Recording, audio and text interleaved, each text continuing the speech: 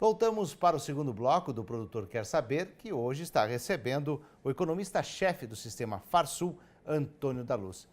Continuando falando sobre essas perspectivas, vou falar um pouquinho sobre as linhas de crédito, o acesso ao crédito. Na realidade, nós tivemos um ano que teve uma influência econômica e uma influência política importantíssimo no setor, que foi o lançamento antecipado, precipitado do Plano Safra, depois retoma os valores, uma análise em relação a isso.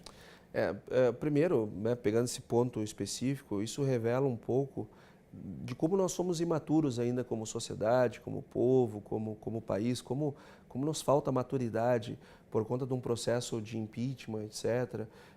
A gente antecipa uma coisa tão importante que é o Plano Safra, sem conhecer as reais condições do crédito, dos depósitos à vista, da poupança, porque o nosso produtor tem que saber. Quando a gente pega o crédito rural no banco, aquele dinheiro não é do governo. Os governos, eles têm o hábito de anunciar planos safras desde a década de 80, porque antes, na década de 80, quem financiava a agricultura era o governo. Década de 60, 70, 80, até os primeiros anos da década de 90, nós tínhamos uma influência muito forte do Tesouro financiando. Hoje não. Quem financia a agricultura são os bancos. E a agricultura é financiada pelos bancos através dos depósitos compulsórios e da poupança rural. Estes são os dois principais formadores do funding, que faz com que nós tenhamos um valor que o governo simplesmente anuncia, porque o dinheiro não é dele, é dos bancos. Só que o que a gente viu? Desde 1996... Tem lastro, né? Exatamente. Desde 1996... Este lastro, essas garantias, que foi quando surgiu esse sistema baseado em depósito compulsório e poupança rural, nós sempre tivemos um valor crescente de depósitos à vista e depósitos em poupança. Então isso nos permitiu anunciar planos safras cada vez maiores. Eu particularmente sou contra anúncio de plano safra, eu acho que não deveria ter anúncio, deveria ter meta, não anúncio, porque o dinheiro não é do governo, então não tem por que ter anúncio. Agora, porque isso traz muita confusão. Então, o que acontece? No momento em que estão crescentes os depósitos em poupança e depósito à vista, eu consigo fazer com que seja crescente também o valor disponibilizado para custeio, para comercialização, investimento é outra coisa. Agora, o que aconteceu com a crise? Os depósitos à vista, pela primeira vez desde 1996, eles ao invés de subir, eles caíram. E os depósitos em poupança, ao invés de subir, eles caíram. E não foi uma questão conjuntural de um mês ou dois, eles caíram de maneira consistente. Ou seja, o bolo, o lastro, para fazer os depósitos gerarem crédito rural, eles se escassearam, eles diminuíram. Então, qual foi a resposta que o sistema financeiro deu? O sistema financeiro, em que pese a maior parte oficial, ele não pode, por questões políticas, tudo no Brasil é questão política, né? Infelizmente, nós somos tratados dessa forma. Ele não pode dizer, olha gente, nós temos menos dinheiro para emprestar, não pode, porque politicamente isso não é bom. Agora, nós como produtores não interessa o que é bom politicamente, o que importa é o que é bom para nós. E o que chega na ponta. E o que chega na ponta. Então o que os bancos começaram a fazer? Bom, se eu te pedia isto, isto e isto, agora eu vou te pedir estas mesmas coisas, mas isso, isso e isso. Por quê? Porque se você não conseguir me trazer todos esses pedidos que eu te faço, não é eu que não te prestei o dinheiro, é tu que não te qualificou para receber esse dinheiro. É com juros livres ainda. Exato. Então eu passo para o produtor o problema. O problema não é eu que tenho menos dinheiro para emprestar. O problema é tu que não conseguiu atender todas as exigências. Então isso é fato no crédito atual, tanto que a gente vê uma diminuição do acesso ao crédito no acumulado até agosto desse ano em relação com o ano passado. Isso é flagrante. Nós temos uma taxa de inadimplência de 2%. Que chegou a bater em 2, hoje já nem está em 2, está 1,9, quer dizer, nós temos uma inadimplência muito baixa, então nós temos um risco muito baixo, então não é o produtor que não tem condições, é a nossa economia que nos gerou esse problema.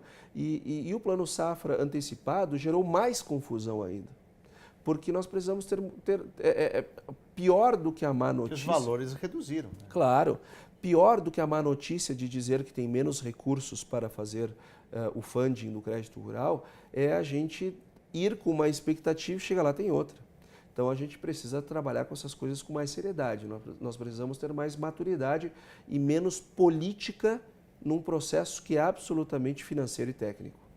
Agora, vamos mudar um pouquinho de assunto, que essa questão do crédito realmente é preocupante.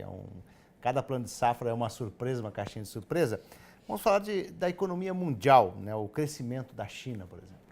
Olha, nós temos tido uma preocupação grande com o crescimento econômico mundial e nós do agronegócio temos que fazer isso. Veja, o pessoal da indústria, em grande medida, eles produzem para o povo brasileiro. Eles exportam muito pouco.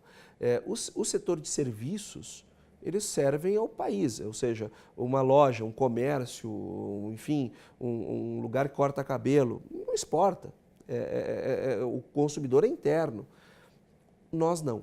Nós, além do brasileiro, nós atingimos centenas de países. Então, o crescimento econômico do mundo é algo que tem que nos preocupar.